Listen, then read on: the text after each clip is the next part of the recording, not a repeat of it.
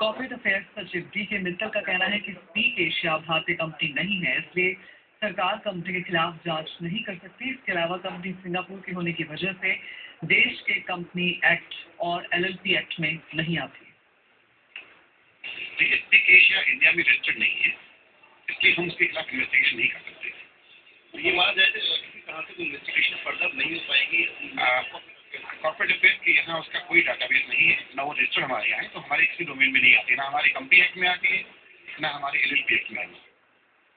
और सरकार के इस बयान के बावजूद स्पीक एशिया के ज्यादातर निवेशकों में कोई बेचैनी या घबराहट नहीं है। दिल्ली के तालकटोरा स्टेडियम में स्पीक एशिया ने आज अपने सदस्यों के लिए सम्मेलन किया। इस सम्मेलन में शामिल सदस्यों के चेहरे पर स्पीक एशिया को लेकर कोई शिकन नहीं थी।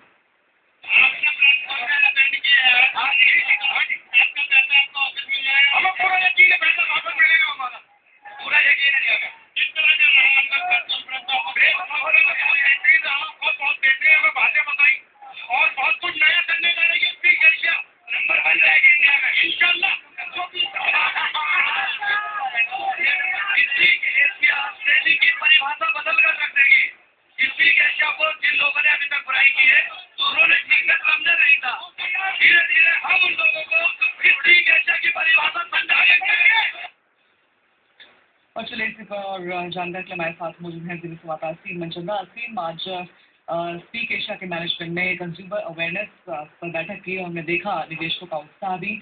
क्या कुछ इस मीटिंग में निकल कर आया? देखिए, पिछले कई दिनों से कंपनी के खिलाफ काफी नेगेटिव न्यूज आ रही थी। जो निवेशक हैं वो डरने लगे थे, उनका भरोसा जो है कंपनी छूटने लगा था। इसलिए कंपनी ने अपने निवेशकों से जुड़े हुए लोगों के साथ एक बैठक बुलाई, उनको समझाने की कोशिश की कि किस तरह से कंपनी जो है भारत में रजिस्ट्रेशन कराने की तैयारी कर रही है। कंपनी एक नहीं 3 कंपनियों को भारत में रजिस्ट्रेशन कराएगी। इसके साथ साथ कंपनी एक नई वेबसाइट है वो भी लॉन्च करेगी, और उसके साथ साथ कई तरह की जो इन्फॉर्मेशन जो है वो सारे निवेशकों के सामने रखी गई कि किस तरह से कंपनी जो है वो काम कर रही है। तो इस तरह का जो है बातचीत से हमने कई निवेशकों से बातचीत की, वो काफी इससे संतुष्ट दिखे। कंपनी के जो प्लान थे उससे काफी संतुष्ट दिखे। अब ये देखना होगा कि कंपनी ने जिस तरह से कहा है कि जो निवेशकों का पैसा है अगले 4 से 6 हफ्तों में निवेशकों को एक बार फिर से मिलना शुरू हो जाएगा। अब ये देखना होगा कि वो पैसा निवेशकों को मिलना शुरू होता है या नहीं होता है। चलिए, शुक्रिया असीम आपका इस तमाम जानकारी के लिए।